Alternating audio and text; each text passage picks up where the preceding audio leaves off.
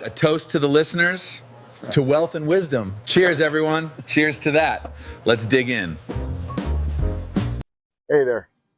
Welcome to Whiskey, Wealth, and Wisdom. And today we're here at the finest, oldest track in the world. This is Hawthorne Racetrack, and I'm here with our good friend, Michele Boyce. Michele has been a trainer for a long time. She has a lot of wealth and wisdom that she's going to share with us. So I wanted to share a little time with you. This was a special thing, and I'm glad you had a little time for us. So happy to, Keith. Well, thanks. So just give us a little quick view of what you've done. And I know we don't have a 15 hours to do this, but you've done a lot in horse racing, and I know that you have a lot of wealth and wisdom in your brain that you'd like to share. So tell us a little about what you did before. What I did before? Well, before I was an RN, met my husband at the racetrack, which I used to go to in San Francisco quite frequently. And I thought, well, it's probably cheaper to marry him than to pay a trainer. Consequently, we were married for in excess of 20 years. He passed away in 2009, or 2000, yes, it was 2009, and I took over the stable then. He spent a great deal of time in California at Del Mar and Santa Anita, and I would have the Chicago string. So it was a lot trial and error, but I learned from a good man, and I've tried to keep up the good work. We've had a successful meet here in Chicago for all those years.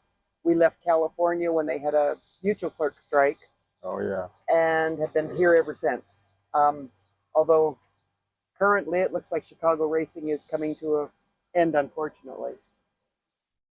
That's one of the toughest things living in Chicago and as a previous horse owner and a fan, but yet, you know, you're a trainer and you spend a lot of time here.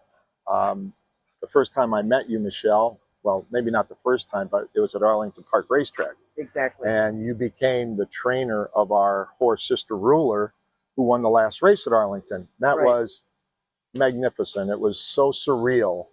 You remember that day pretty well. Very, very definitely. It was quite a day. Her winning was the highlight, of course, and seeing a lot of old friends that had come back, retired jockeys and trainers and whatnot for the last day of racing at Arlington. And then the fireworks that night made it very, very sad, but a day to be remembered forever.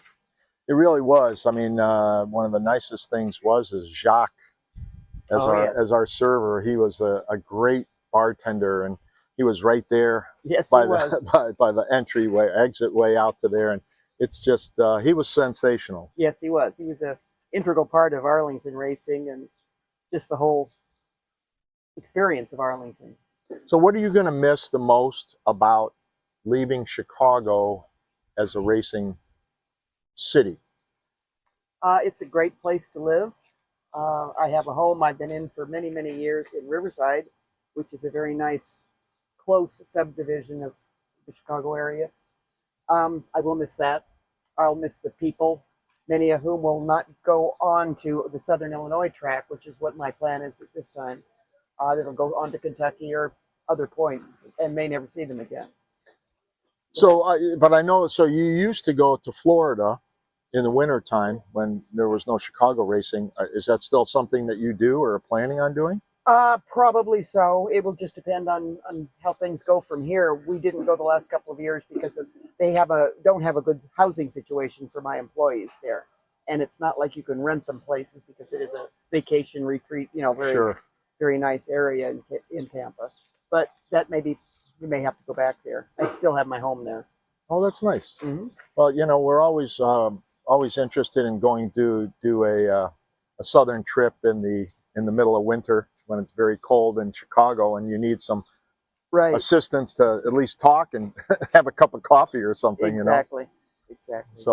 So the whole idea of this show is to share some of the things in wisdom. So with people who might be interested in whether it's horse racing or anything, so is there something that, like, would you suggest people to go into the training or the jockey or the business of horse racing? Is there something that you would share that somebody wants to do that would help them? First of all, I'd have to be honest and say I would not recommend it, considering the current state of racing, not only in Chicago, but throughout the country. There's several big tracks that are doing all right.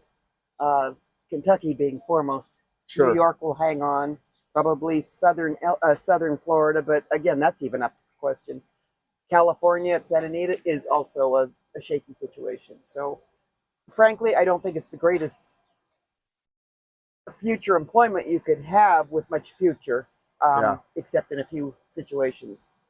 If you were that interested in horses, then I would say get the basic knowledge that you can. If you can, go on working even part-time for a trainer that's, got a good reputation and a lot of experience, and go from there. That's your best bet to start. Great. So I know a lot of people want to know, how do you pick your jockeys to ride your horses? Because I know you have a great deal of horses, and a lot of them are not just claiming horses. You actually raise them, right? Yes, I've been breeding for a lot of years. I've had some good success with it. I choose most riders have a style of riding that's usually pretty well known about them. Some being very good gate boys, getting a horse away fast, or are very good front runners, so to speak. Others are noted for coming behind with closing horses. So I try to match that up with the horse's style of running, which is usually pretty well ingrained. Great. Well, it's a real important sport to me. I've always loved horse racing. I will never give it up. Good for you. And I really appreciate you spending a little time with us. And I know you have to get back. The vets are going to be here. We have a jockey behind us over here. What's your name? Miss Colon. And are you a jockey on the track all the time? Yeah, I'm ready a lot from Michele. Yes. I figured you're sitting here waiting for that. Yes, so he's got one to work for me after the break. all right. Well, good. Well, listen. A couple, I think. Well, good. You make them fast today, okay? Yeah, we try. Anyway, thanks a lot, Michele. I really No appreciate problem. it. And it's always great to see you. Thank you. Thanks. Take care. Thanks for watching. Look for all our episodes on our website,